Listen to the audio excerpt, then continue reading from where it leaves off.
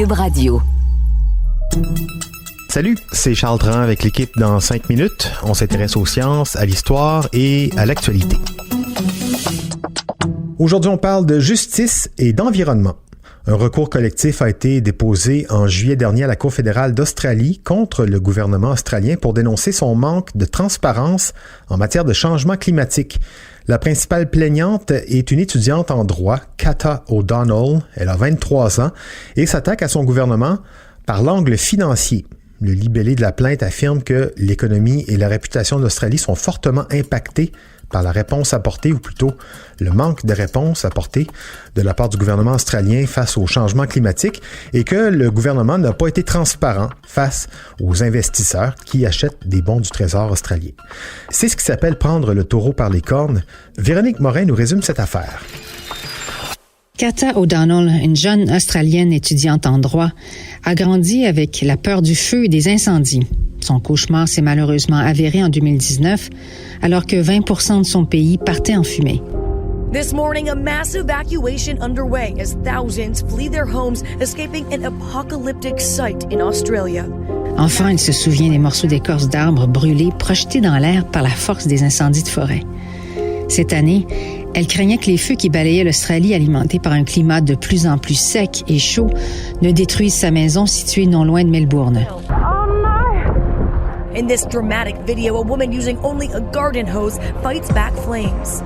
Devant cette catastrophe, la jeune femme a pris la tête d'un recours collectif déposé en juillet, dans lequel elle accuse le gouvernement australien de ne pas avoir divulgué les risques importants des changements climatiques à ceux qui investissent dans les obligations d'État.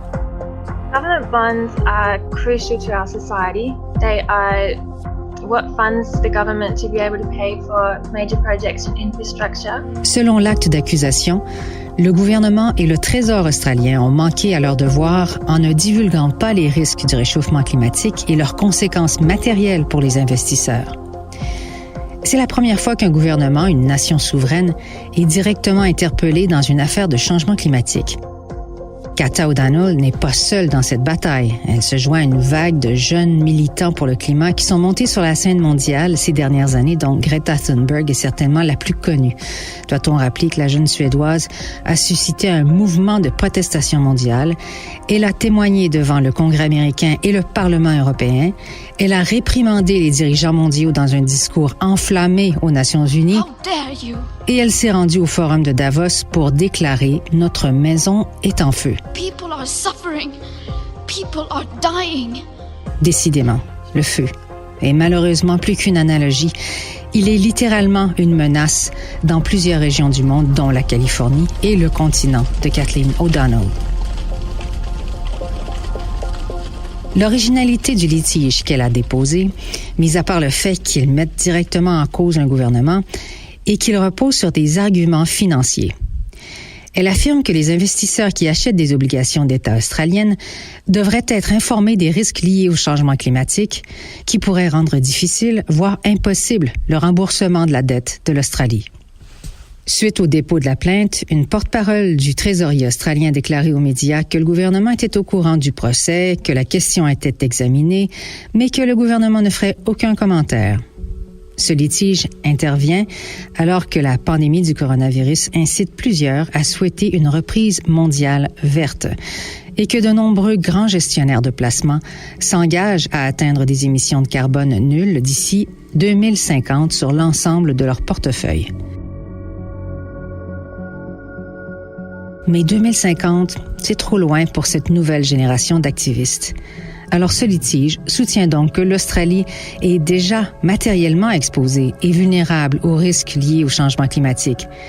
Par conséquent, le recours argumente ces risques sont importants pour la décision d'un investisseur des obligations d'État australiennes négociées en bourse et un investisseur a le droit d'être informé de ces risques. I think that it's really important that the government is telling the truth when it's issuing bonds that climate change is going to have a severe impact on our society and on the Australian economy. O'Donnell demande une déclaration selon laquelle le gouvernement a manqué à son obligation de divulgation. Elle demande également une injonction interdisant la promotion des obligations de l'État jusqu'à ce qu'il se conforme. L'Australie a plus de 600 milliards de dollars australiens, ce qui représente 570 milliards de dollars canadiens d'obligations en circulation, bénéficiant d'une cote AAA qui est très convoitée de la part des 3 principales agences de notation. Le pays ne contribue que pour 1,3% aux émissions mondiales de carbone, mais il est le 2e émetteur par habitant derrière les États-Unis et est un des principaux exportateurs de charbon. Les divulgations liées au changement climatique sont devenues plus courantes dans le monde depuis les 2 dernières années.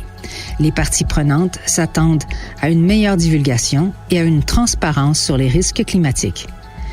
Les autorités financières mondiales poussent également les banques à améliorer la transparence sur leur exposition aux risques liés au changement climatique, faisant valoir que la divulgation de l'exposition au climat est une condition préalable pour les acteurs du marché. Une question mentionnée dans le litige O'Donnell qui estime que le gouvernement et le Commonwealth ont manqué à leur devoir de promoteur en ne divulguant aucune information sur les risques liés au changement climatique en Australie. Oui, donc la poursuite suit son cours, on vous tiendra au courant. Cela dit, cet été en Irlande, un groupe environnemental a remporté lui aussi une bataille judiciaire contre le gouvernement irlandais pour sensiblement les mêmes raisons, un manque de transparence ainsi qu'aucune action concrète pour réduire ses émissions de gaz à effet de serre. Le gouvernement irlandais a été condamné le 14 août dernier à revoir toute sa politique environnementale, si jamais ça peut donner des idées à du monde, ici ou ailleurs. Merci Véronique Morin, c'était en 5 minutes.